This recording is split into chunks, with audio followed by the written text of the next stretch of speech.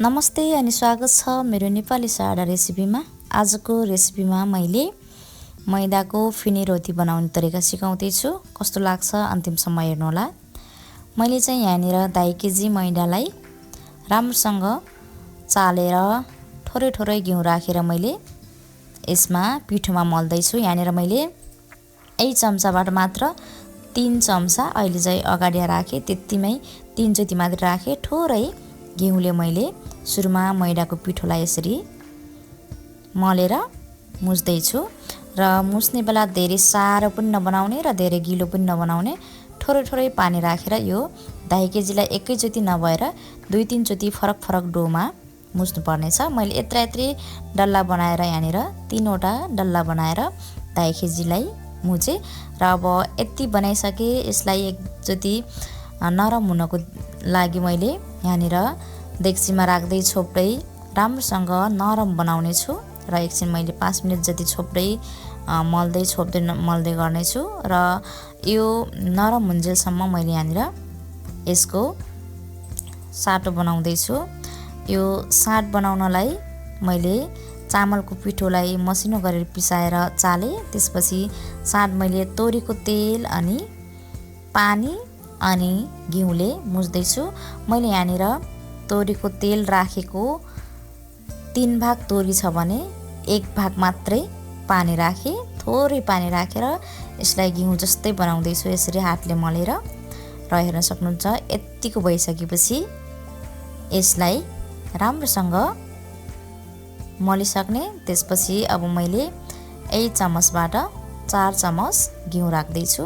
तपाईहरुसँग छ भने घिउले मात्रै बनाउँदा पनि झनै राम्रो, तर घिउ छैन भने घिउको सट्टामा यसरी तेल र पानी मिक्स गरेर पनि बनाउन सक्नुहुन्छ।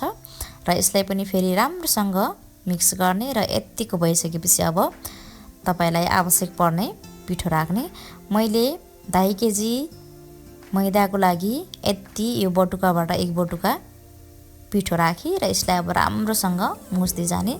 सुरुमा मुस्ने बेला कडा जस्तो हुन्छ, यसमा तेल घिउ ठपम्की जस्तो हुन्छ, तर यसमा ठप्नु पर्दैन। यसलाई एकदमै मठी राम्रोसँग यसरी चलाउँदै लग्नुपर्छ र अन्तिममा यो यतिको भइसक्यो। मैले कुनै पनि तेल कुनै पनि घिउ थपेको छैन। यसरी धेरै बेर नै तपाईहरुले चलाउनु भयो मट्नु भयो भने यस्तो बनिहाल्छ।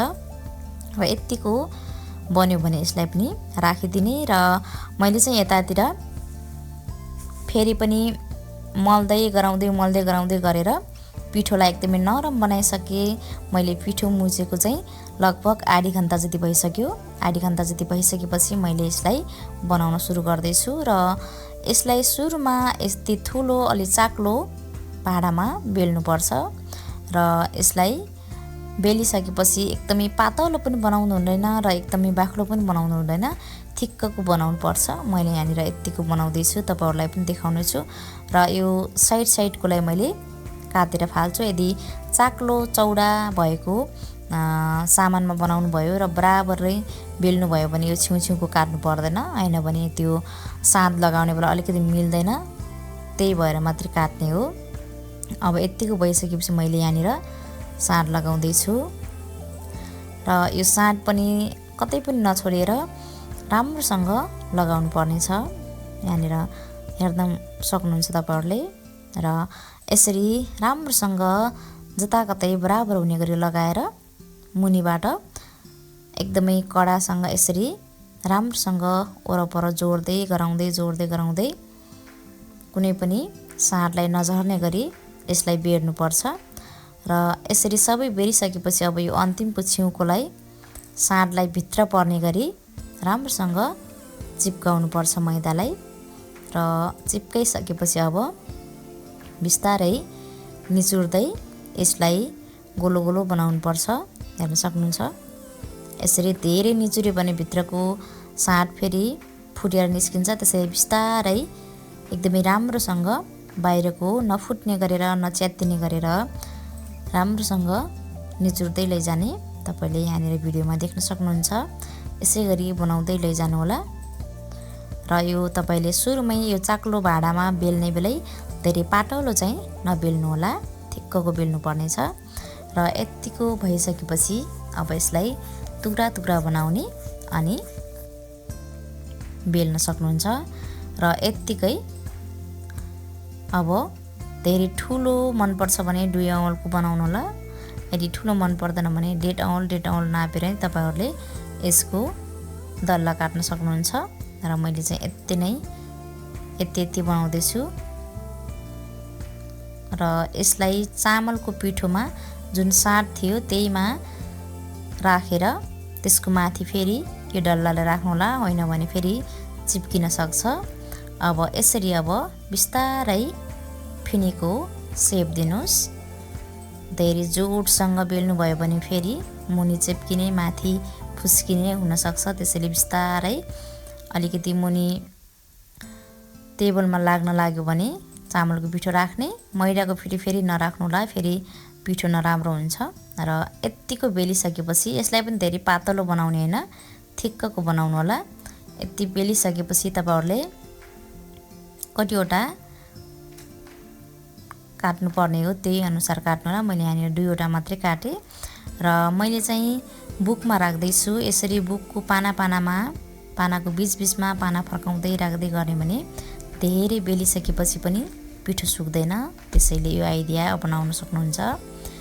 अब मैले धेरै बेलिसके अनि मैले यो किटको कराईमा अनि ग्यासमा नै पकाउँदै छु।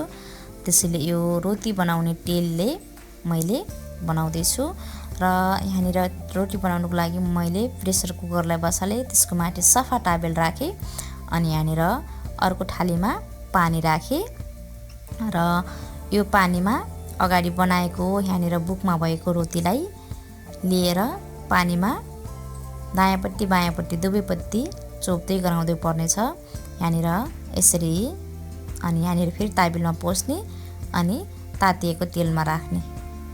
अनि तेलमा राखिसकेपछि यो फिनीलाई धेरै बेर पकाउनु हुँदैन। यसलाई एकचोटी मुनितिर पाक्छ यसरी अनि अर्कोचोटी सिधै यसरी फर्काइदिएर अलिकति चलाइदिएपछि पाकिहाल्छ। हेर्न सक्नुहुन्छ। यो यसैगरी एकदमै धेरै पकायो भने फेरि रातो रातो बन्छ। रातो रातो फिनी भएको खासै राम्रो मानिदैन। त्यसैले यसरी फिनी पाकिहाल्छ। तपाईले यसैगरी गराउनु होला। मैले चाहिँ मसँग भएको 2.5 किलो पिठोको सबै यसैगरी बनाउने छु र हेर्न सक्नुहुन्छ एकदमै राम्रो बनिरहेको छ। तपाईहरुले भिडियोमा देख्न सक्नुहुन्छ र मैले यसरी बनाएर सबै यो छिट्नीमा जम्मा गरे र छिट्नीमा राखिसकेपछि मुनिबाट यो छिट्नी भयो। यसको मुनिबाट कुनै डेक्चीरो थाप्नु होला, तेल झर्न सक्छ। मेरो फिनी रोटी चाहिँ तयार भयो। आजको लागि बाइ बाइ।